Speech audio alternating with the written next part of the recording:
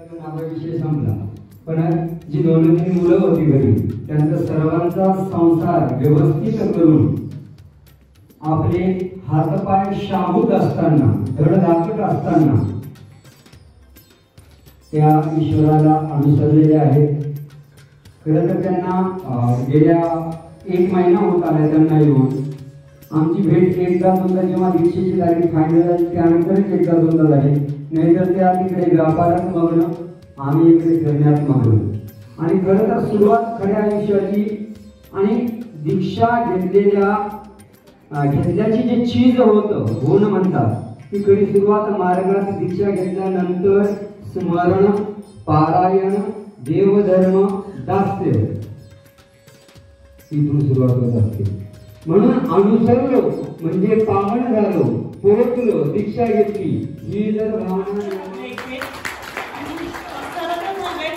मला खरंच बालपणापासून या पंथाचं काहीच माहिती नाहीये. मी खरोखर खूप खूप नशिबात समजावं की मला खरंच गुरुसारखे गुणांचा बाबांचा मला उपदेश मिळाला आहे. माझ्या घरामध्ये तिची महंत आहे, ते माझे सख्खे बाहेर लागतात धनंजय महाराज. म्हणजे हे माझं नशीब म्हणावं की काय म्हणावं हे खरोखर मला सांगता येत नाहीये. पण मग हे नवी गोष्ट अधिक शिकण्यासारखी भेटते आणि मी ती स्वीकार केली आहे, करणार, आणि हे स्वीकार माझ्या मुलांनी पण केला आहे. त्यामध्ये की लाईफ इज स्ट्रगल, म्हणजे आयुष्यात नेहमी स्ट्रगल असतं, संसार म्हणजे. आणि या संसारामध्ये आपल्या लहानपणापासून स्ट्रगल, जे मोठं झालं स्ट्रगल या हेतूने काहीतरी करायला पाहिजे होतं किंवा पाहिजे तसं दिवस द्यायला पाहिजे होते. तर त्या दृष्टीनं रडावं असं वाटलं. नंतर परत मनाला म्हटलं या संसारात राहिलं तर दुःखच आहे. निदान आपण नाही काही देऊ शकलो, कदाचित या सानिध्यात आल्यानंतर सुखाचे दिवस दुःखाचे दिवस निघून जातील, सुखाचे दिवस येतील. या अँगलने विचार केला, कुठेतरी हसावंच वाटलं. म्हणजे इच्छा, म्हणजे त्यावेळेस ज्यावेळेस डिसिजन झाला त्यावेळेस आई तर बोलली जायचं तर फिक्स आहे, अडवू तर शकत पण नाही. अडवणार मी कोण आहे? शेवटी जो जगाचा या सृष्टीला चालवणार आहे त्यांनी जे सर्व घडून आणल्यानंतर मी तर काय शुल्लक आहे त्याच्यासमोर. त्यामुळे मला बोलण्याचं म्हणजे आमच्या स्वामींच्या चरित्र सकाळची वेळ होती, पहाटची वेळ होती. त्या माणसाच्या मनामध्ये अनेक किडे असे बिलबिलत पाहत होते. ते गेलो पाहिजे. पाऊस आला, रूप तिथेच होता. एका क्षणामध्ये लाल मुंग्या आल्या आणि त्या किड्यावर तुटून पडल्या, तर तडफडत हातात ही हा जो प्रसंग आहे, हा प्रसंग मनामध्ये किळस निर्माण करतो आणि दुःख सुद्धा मनात असते. माणसानं हातामध्ये असलेला गरबा तसा टाकून दिला आणि परत आली. आणि आबाईचा हे सगळं प्रकार होता की मी असं गेलो होतो. आज मनुष्य जन्म म्हणजे मुलीचा भाग आहे. किंवा 1000 रुपयाचा असं तर आपण देतो, 30 तासाची फी 1000 रुपयावर देतो. म्हणजे आपल्या गरजेसाठी खर्च करतो. डॉक्टरांकडे आपण जन्मात जावं लागतं. मग गेटवर कुठला काटारावरला नुसत्या तोंडाला नाही डोळ्याला. म्हणजे हे जन्म संपल्या पाहिजे का सगळ्या पाण्याच्या जन्मात जावं लागतात, शिवमुंगीच्या जन्मात जावं लागतात, झाडाच्या जन्मात जावं.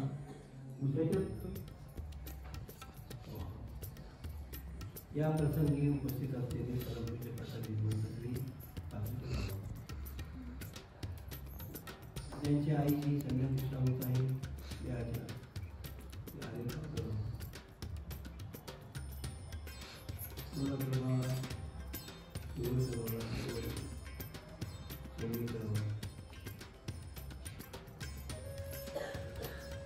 तीर्थंकर आणि सर्व संत मंत्र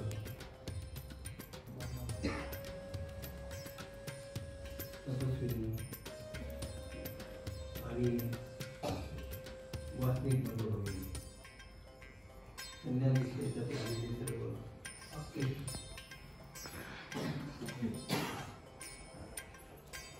आपण सगळे जाणार म्हणून आपण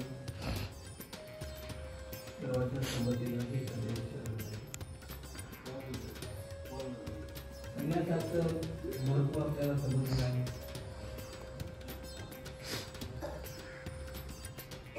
संन्यास म्हणजे काय त्याला तर फार मोठं महत्व आहे.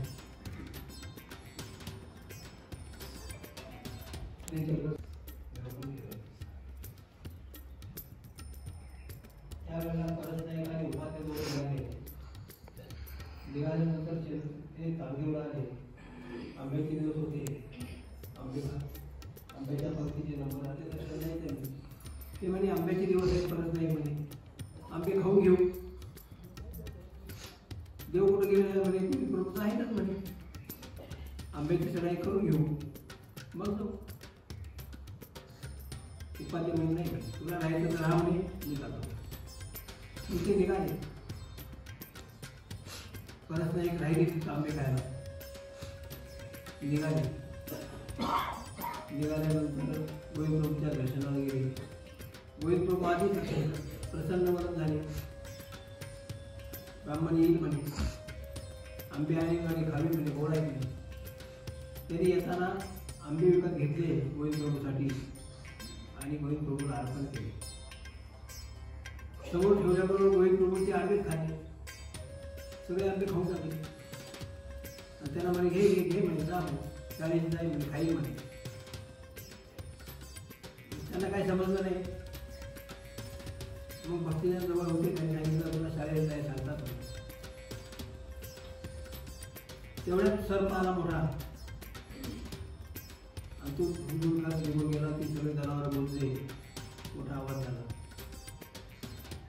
गोविंदप्रभू म्हणे आता खाईच नाही आता येते खाई म्हणे जा म्हणे. म्हणून त्यांना शाळेला पाठवलं. त्याचे जो शिदोरी होती ती शिदोरी खाल्ली. आंब्याचा प्रसाद घेतला आणि तिथून ते निघाले आपल्या श्री चक्रस्वामीच्या दर्शनाला. श्री चक्रस्वामीच्या दर्शनाला निघाले. आणल्याला होते स्वामी. त्यावेळेला आंब्याचे दिवस होते. आंबे पुष्कळ आले होते. आंब्याचं बन होतं तिथं. बनकर आंबे आणायचे दर्शन करायचे. बायचा म्हणे फार आंबे साठले म्हणे. स्वामी म्हणे साठवून ठेवले. ते आंबे साठवून ठेवले. मग उपाध्ये आल्यानंतर त्यांना दोन्ही टाईम तिन्ही टाईम सराई आंब्याची दिली. आंबेच आंबे खावायचे. सांगायचं हेतू हा की आपण मोठ्या आशेनं देवधर्म करत असतो. आपल्याला काहीतरी मिळावं, आपल्याला परमेश्वराचा मोक्ष मिळावा असे प्रथम दर्शनी ज्ञान झाल्याबरोबर वाटतं. परंतु आंब्याची सराई येते. त्या प्रपंचामध्ये इतका गुंतून जातो की एक मुलगा झाला, दुसरा मुलगा झाला, त्याचं लग्न झालं, त्याचं हे झालं, त्याचं हे झालं, त्याचं झालं, नातू झाला, नातूचं लग्न झालं, मग आमचं झालं, मग नातू तुझं तोंड पाहायचं राहिलं. आशाच्या पालवीमध्ये तो गुंतून जातो आणि जो त्याचा त्याग करून जातो उपाध्यासारखे, त्याच्यावर परमेश्वर प्रसन्न होतात. जायच्या आधीच आंब्याची अलंकार करतात आणि त्यांना पुढे आंब्याची सराई होते. म्हणजे आनंदाची रवळी होते. त्यांना मोक्ष मिळतो. परमेश्वर त्याच्यावर प्रसन्न होतात. त्याग हा फार महत्वाचा असतो. साधारण आंब्याचा त्याग केला तर एवढे गोसावी प्रसन्न झाले. मग आपण प्रपंचाचा त्याग केला किती प्रसन्न होतील. परमेश्वर ज्या वेळेला आपण त्याग करत असतो संन्यास द्यायच्या टायमाला, घराचा, दाराचा, मुलाचा, बाळाचा सगळ्याचा त्याग करतो. धन सगळं परमेश्वराला अर्पण केल्याचं गोष्ट त्याच वेळेला परमेश्वर देतात. सगळं कुठे अर्पण करू शकतो का? परंतु ज्या वेळेला तो त्याग करतो त्यावेळेला सगळ्याचं गोष्ट त्याला मिळतं. एवढा मोठा तो भाग्यवान होतो.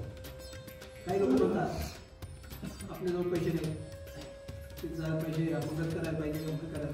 अरे पंगत केल्यापेक्षा महापंगत ती झाली. एवढे मोठं दान केल्याचं गोष्ट कुठं मिळणार आहे मला? एवढं मोठं गोष्ट देतात आणि पुढं सांगितल्याप्रमाणे 84 लाख योनी आहेत. बाकरे झाडं झोपडं रोकडं वगैरे याच्यात जन्म द्यायचं, ते जन्म चुकतात आणि परमेश्वर आपल्याजवळ ठेवतात. आपला उच्च आनंद त्याला कायमचा देतात. त्याला मोक्ष म्हणलेलं आहे आणि ते मोक्ष देण्यासाठी हे जग निर्माण केलेलं आहे. कोणतं पशुपक्षी भरतात, मुलाबाळांना सांभाळतात, प्रपंच करतात, त्याचं महत्त्व नाही आहे आणि त्याला सोडून जावंच लागणार आहे. एक दिवस कोणते सोडून जावं लागणार आहे. आपण नाही सोडलं तर ते आपल्याला सोडते. वरचा जोरा आला, बोलवणं आलं की चाललं यमाच्या ताब्यात. यमाच्या ताब्यात जाण्याच्या आधी आपली सुटका करून घेणं यालाच सगळ्यात म्हणलेलं आहे. आणि आपण त्याग केला, आपण त्याग केला तर सगळ्याच गोष्ट आपल्याला मिळतं. आणि जर समजा वरचा जोरा आला तर ते गोष्ट तर गेलं, पण यमाच्या ताब्यात त्याचे वेळे पडले, म्हणून त्याला दुःख भोगावं लागतं. म्हणून त्याग करणं आवश्यक आहे. त्याग केल्याशिवाय परमेश्वर मिळत नाही.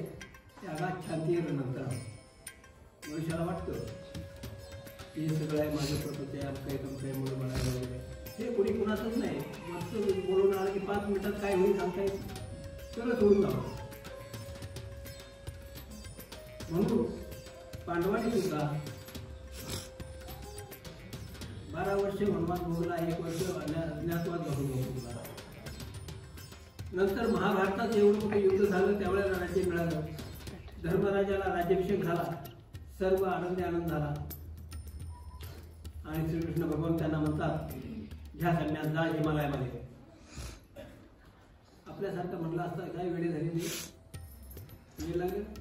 आता सुखभोगाची पाळी आली, आता सुखात आहे, सगळे मुलं बाळ आहेत, सगळं आहे, सगळं आहे, राज्य मिळालं. आणि त्यांनी क्षणाचाही विलंब नव्हता होता त्या शब्दाला जागून ताबडतोब हिमालयात गेले, संन्यास घेतला. त्यांना मोक्ष मिळतो. लोक धरला गेलो. अर्जुनाला गीता अर्पण केली मोह नष्ट करण्यासाठी. शेवटी सांगितलं नसतो मोह मोजून लागता पण प्रसादा मिळाला. तुमच्या कृपाप्रसादी माझा मोह नष्ट झालेला आहे. आता तुम्ही म्हणलं ते मी तयार करायला तयार आहे. तसं परमेश्वराने म्हणलं ते केलं तर मोक्ष मिळतो. आणि परमेश्वराचे म्हणणं न करता सबंध्याचं ऐकलं, मुलाबाळाचं ऐकलं, त्यांना नरकवतात. आणि ते आईनं सगळ्याचा मोह सोडून आज संन्यास घ्यायचा निर्णय घेतला. आपण सगळ्यांनी त्यांना अनुभवून दिलं. आपणही भाग्यवान. आपल्याला तसा योग घडावा आणि आईचं अनुसरण शिकत जावं, परमेश्वराने स्वीकार करावं अशी परमेश्वराला प्रार्थना करतो.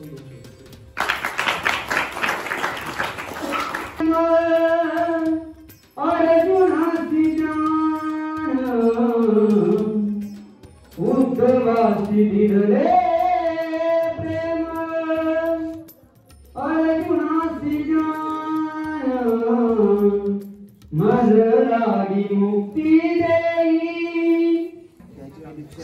मी आता जे भजन म्हटलं ना ते जे कैवल्यवासी दामोदर मुनी यांच्या अंतःकरणातली भावना, जे कृष्णाला सोडून जाणार नाही, जे श्रीकृष्णाच्या खूप जवळचे आहे, उद्धव, अर्जुन, सखाई, हे सर्व ही परंपरा चालू ठेवणारे आहे. 3 नंबरच्या आधी कोणी आहे का? आहे. ते आपल्या इंदुबाई ठाकरे, सुमनबाई यांना दीक्षा प्रदान झालेली आहे.